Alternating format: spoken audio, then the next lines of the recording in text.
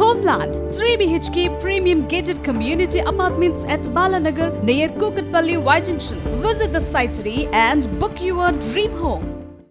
తెలంగాణలో political heat ఇప్పుడు రైతుల చుట్టూ తిరుగుతోంది. బీఆర్ఎస్ ఇవాళ వరంగల్లో రైతు సంగ్రామ సదస్సు నిర్వహిస్తోంది. మరోవైపు కాంగ్రెస్ ప్రభుత్వం ఇప్పటికే హన్మకొండ ఆర్ట్స్ కాలేజ్ మైదానంలో మెగా కిసాన్ మేళాను ప్రతిష్టాత్మకంగా నిర్వహిస్తోంది. మరోవైపు బీజేపీ కూడా తనదైన శైలిలో దూకుడు పెంచింది. ధాన్యం కొనుగోలు కేంద్రాల్లో రైతులు ఎదుర్కొంటున్న ఇబ్బందులను ఎత్తి చూపుతూ రైతు కోసం బీజేపీ భరోసా పేరుతో ప్రత్యేక కార్యక్రమం తలపెట్టింది. ప్రభుత్వమే కొంటే 2400 రూపాయలు వస్తుందని చెప్పి మేము ఇక్కడికి వచ్చినాం. బయట 1800 1700 కొనే పరిస్థితి ఉన్నది. కానీ దాంతో మాకు లాభం రాదు. కొంత ఒక 400-600 రూపాయలు ఎక్కువ వస్తుంది క్వింటాల్ అని చెప్పి ఇక్కడికి వచ్చినాం. కానీ మమ్మల్ని పట్టించుకుంటున్న లేరు అని చెప్తున్నారు. ఇవాళ వాస్తవానికి ఈ పరిస్థితి రావడానికి ఒకటే కారణం, సివిల్ సప్లైస్ కార్పొరేషన్ లో రేవంత్ రెడ్డి ప్రభుత్వం చేసిన కుంభకోణం వల్ల, రేవంత్ రెడ్డి ప్రభుత్వం చేసిన అవినీతి వల్ల ఇలా సివిల్ సప్లైస్ కార్పొరేషన్ కు రూపాయి అప్పు పుడతలేదు. మార్కెట్ లో 1,06,000 కోట్ల అప్పు సివిల్ సప్లైస్ కార్పొరేషన్ నెత్తి మీద పెట్టింది రేవంత్ రెడ్డి ప్రభుత్వం. ఆ కార్పొరేషన్ ని కుంభకోణాల్లో ముంచేసింది. దానివల్ల కార్పొరేషన్ కు ఒక పైస వస్తలేదు. మరి ఆ కార్పొరేషన్ పైసలు వస్తలేవు. సివిల్ సప్లైస్ వాళ్ళు వడ్లు కొనాలి, మార్క్ఫెడ్ వాళ్ళు మక్కలు కొనాలి. ఇలా రేవంత్ రెడ్డి ప్రభుత్వం చాలా తెలివిగా ఏం చేస్తున్నదంటే, సివిల్ సప్లైస్ కార్పొరేషన్ కు పైసా ఉడతలేదు కాబట్టి మార్క్ఫెడ్ ద్వారా 22,700 కోట్ల అప్పు తీసుకొని ఆ అప్పును మక్కలకు ఇవ్వకుండా ఆ పైసలు మొత్తం ఇవాళ వడ్ల కొనుగోలుకు మళ్లించే ప్రయత్నం చేస్తా ఉన్నారు. వీళ్ళు కళ్ళాలు తిరుగుతా ఉన్నారు. వరేస్తే ఊరి అని ఆనాడు బీఆర్ఎస్ నాయకులు అన్నారు. మీరు వరి వేస్తే మేము కొనే పరిస్థితే లేదని బీజేపీ నాయకులు అన్నారు. వీళ్ళు కట్టగొడు కళ్ళాల పొడి తిరుగుతూ ఉన్నారు. ఈ డ్రామాలు ప్రజలు అన్ని చూస్తూ ఉన్నారు. ప్రజలు అప్పుడే మర్చిపోలే. మీరు ఆ రోజు ఏం మాట్లాడినారు? కేసీఆర్ రైతుల గురించి వరేస్తే ఏం మాట్లాడినాడు? ఆనాడు బీజేపీ ఏం మాట్లాడినది? రైతుల విషయంలో ఏం మాట్లాడినారు? ప్రజలు అన్నీ మర్చిపోలే. ఇలా మీరు చెట్టాపాటలు వేసుకుని కళ్ళాలు తిరుగుతూ ఉన్నారు. దేశంలోనే చరిత్రాత్మకంగా 500 రూపాయలు సన్న బియ్యానికి బోనస్ ఇచ్చినటువంటి ఘనత కాంగ్రెస్ పార్టీది. సన్న బియ్యం కొనడమే కాదు, ఆ సన్న బియ్యాన్ని పేదలకి కడుపు నిండా భోజనం పెట్టే విధంగా సరఫరా చేస్తున్నటువంటి ఘనత కాంగ్రెస్ది. ఇలా 90 లక్షల మెట్రిక్ టన్నులు టార్గెట్ రాష్ట్ర ప్రభుత్వానికి. ఇంతవరకు కనీసం 15 లక్షల మెట్రిక్ టన్ను కూడా కొనుగోలు జరగలేదు ఇప్పటి వరకు. ఇంకెప్పుడు చేస్తారు? ఇక దీని గురించి మాట్లాడితే మంత్రులందరూ మురుగుతారు, ఎగబడ్డారు, ఎగబడతారు, దండుపాల మూటలకే ఎగబడతారు. వాళ్ళు అడిగిన దానికి సమాధానం చెప్పరు.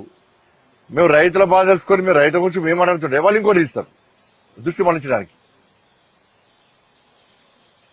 కానీ రాష్ట్ర ప్రభుత్వము అసలు కొనుగోలు ప్రారంభించదా? కొంటారా కొనరా అదని చెప్పండి. ఇలా మీరు చేసేది ఏంది? మీరు పైసలు పెట్టడం కాదు, పైసలు కేంద్రమే కొంటున్నది. శుద్ధిదారులు కాంచాలి, ఆడ ఆఫీసర్ల పైసలు దానిక కూడా మొత్తం ప్రతి గింజ కూడా కేంద్రమే పైసలు ఇస్తున్నది. శుద్ధిదారు కానీ, గోన సంచులు కానీ, ట్రాన్స్పోర్టేషన్ కానీ అన్నిటికీ కేంద్రమే పైసలు ఇస్తున్నది. నువ్వు మధ్యవర్తిత్వం వహిస్తే నీ కూడా కమిషన్ కూడా కేంద్రం ఇస్తున్నది. నువ్వు బ్రోకరేజ్ చేస్తే దాని కూడా కమిషన్ కూడా కేంద్రం ఇస్తున్నది. నువ్వు చేసేదేంది? కొనుగోలు చేయడానికి నీకు ఇబ్బంది చేసిన అర్థం కాదు. ఇప్పటికి ఉచిత విద్యుత్ ఇచ్చింది కాంగ్రెస్ ప్రభుత్వం. ఆ ఉచిత విద్యుత్ పేటెంట్ కాంగ్రెస్ ప్రభుత్వాన్ని. ఇలా రైతులకి అనేకమైన కార్యక్రమాలు చేస్తా ఉంటే పదవి పోయింది అనే బాధ, అయ్యో ప్రజల్లోకి పోతే మమ్మల్ని డేకట్లేదని మరొక గోల, నిరంతరము కడుపు నిండా విషాన్ని నింపుకొని రాజకీయ రంగు పులుముతూ కళ్ళాల దగ్గరకు పోయి ఒడ్లేంటో తెలియని నాయకులు దోశల్లో పట్టుకొని సినిమాల్లో ఫోజులు ఇస్తున్నట్లు ఫోజులిచ్చి ఆ గులాం పేపర్లో ఫ్రంట్ లైన్ లో వేసుకుంటున్న సంగతి మీకు తెలుసు.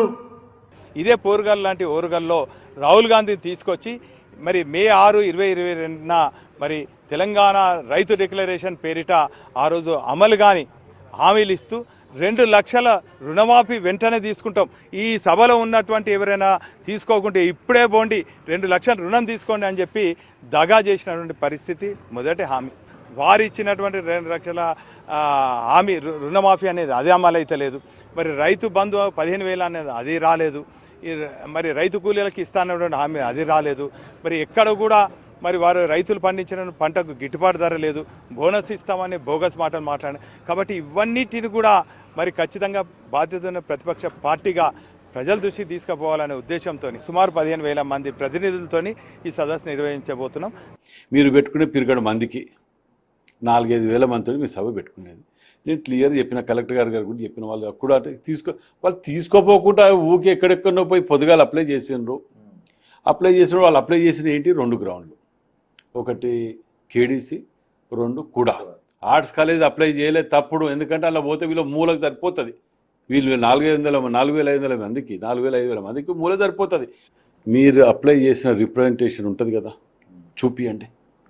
అక్కడ సబ్మిట్ చేస్తే అక్నాలెడ్జ్మెంట్ తీసుకుంటారు కదా. మేము పోయిన నెలలో తీసుకున్నాం.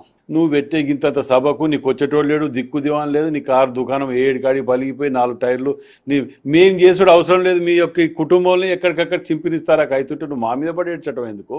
నీకు కావాలంటాను కూడా అప్లై చేసినావు కదా, ఇస్తా పోయి తీసుకోపోండి. ఇప్పుడు నేను చెప్తా, మా మీద ఏడు చావటం ఏందా? ఆయనకి చేతగాని దద్దమలు తిరిగా కూర్చొని మీరు చెప్తే ప్రజలు మీరు నమ్మేటోళ్ళు లేడు, వచ్చేటోళ్ళు లేడు. ఆ మూలకేదో పెట్టుకొని కూర్చొని మా మీద కాల్చి గుడ్డగలాల్చి మీదేసి ఆ పక్కకు పోయి ఆడ కూర్చొని ఆడేదో చేసుకుంటానికి ఫస్ట్ ఈయనకి ఇంట్రెస్ట్ లేదు. ఇక్కడ